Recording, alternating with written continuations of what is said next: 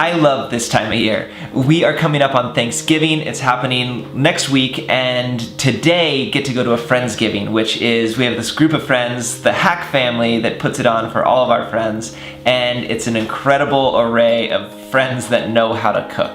So we have that going on today. But what I love about this time of year is that you start looking on Instagram and Facebook, and everyone's talking about what they're thankful for, and it's such a good reminder to have this attitude of gratitude.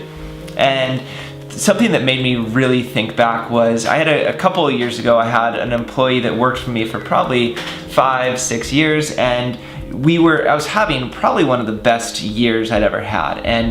But what was happening is I was never stopping to acknowledge things that were going well, and I was just constantly feeling like nothing is good enough, nothing is there enough. I have such high expectations for myself that I'm constantly frustrated. And she stopped me at one point. She's like, "Braden, you are really lame."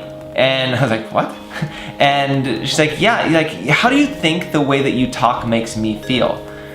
And because she's an aspiring photographer, and she's like, "You're booking some of the biggest gigs of your life, and you're not stoked about it, and you are just like, it's not good enough." And so it's like, from my point of view, like, that is, like, it's like, then what do I have to look forward to? And I was like, oh, like, I'm sorry. And like, that is lame. And it really got me thinking. It's like, wow, that sucks. And the thing that I've had to acknowledge about my personality is that I recognize I set a bar that's so high for myself that I never actually attain it, yet I'm constantly frustrated at myself for not attaining it, which is I would say not a healthy place. I could argue with myself and say that is the driver for why I'm successful, but the other part of myself would say that is just lying to yourself, and you are just constantly beating yourself up, and that's actually not getting you anywhere that you want to be. And the alternative perspective of that is to still have goals and aspirations and drive, but learn to be content with the stage that you're in, on top of being grateful and excited about the things that are coming in and that you're doing.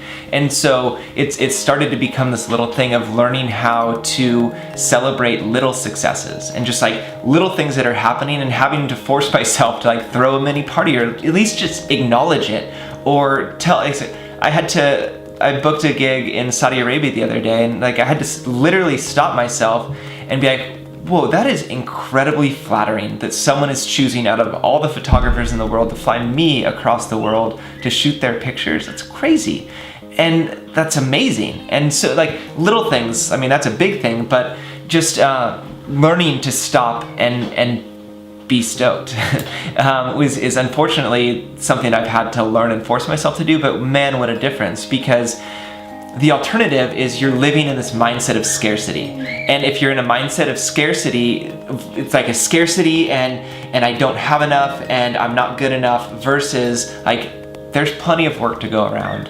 There's plenty of work to be had, and being grateful for the work that you do have, that is such a better place to be. And I guarantee it will change the way that you view everything that you're doing. It's like, that same principle can go for stage of life. You can be single and wishing you were married, and then you're actually not enjoying this time of being single and actually appreciating it. Then people are married and they're wanting to have kids, but they're not able to have kids, and so it's this struggle, but they're not enjoying this time because they're struggling to get to here, versus learning to actually be where you are and be content with where you are.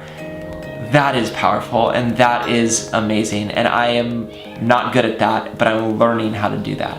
And it's something I'm trying to impart on my kids. It's something I'm constantly reminding myself of. But I think if you can start to understand that and take the little things that are coming your way and celebrate the little successes and be grateful for the work that you do have, versus complaining about the work that you wish that you had, and that work will come. And be patient with the process. Again, speaking to myself, but if you can learn to be patient with the process, and if you keep putting out good work, then good work is going to come to you. So be grateful. I'm grateful. Happy holidays, and enjoy this. I'm going to show you, we're going to go to do Friendsgiving and amazing food, and watch along. Best day ever.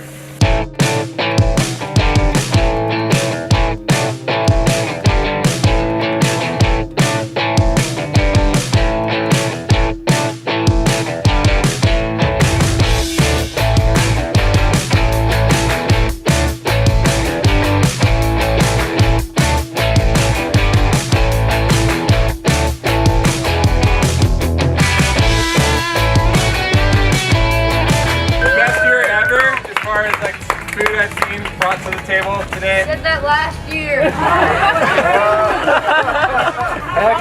gotta keep moving, Jonah. Hey, best weather ever. That's for sure. Best weather. It's the way to kick off the holidays and the season, and there's no better way to do it than with all of you, our friends. There's so much to be thankful for.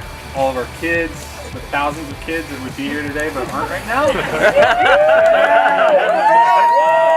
Let's celebrate, let's have fun, and let's eat food. As a man I am, light as a piece of cotton, heavy as a dam. With so much soul and bought, man, just look at my hands. Oh where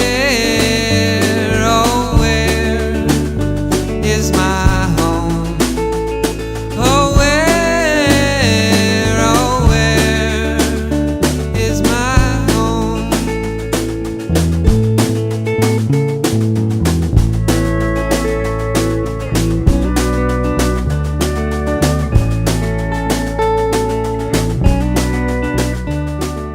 I hope you loved that video. The food was amazing, and I hope you all have a really, really great Thanksgiving. If you like this, hit subscribe below. There's gonna be more stuff coming. I'm gonna keep the videos part educational, part just fun life adventure, and hopefully it's something that you can take away and apply to whatever it is that you're doing. And yeah, so happy holidays, happy Thanksgiving, and be grateful.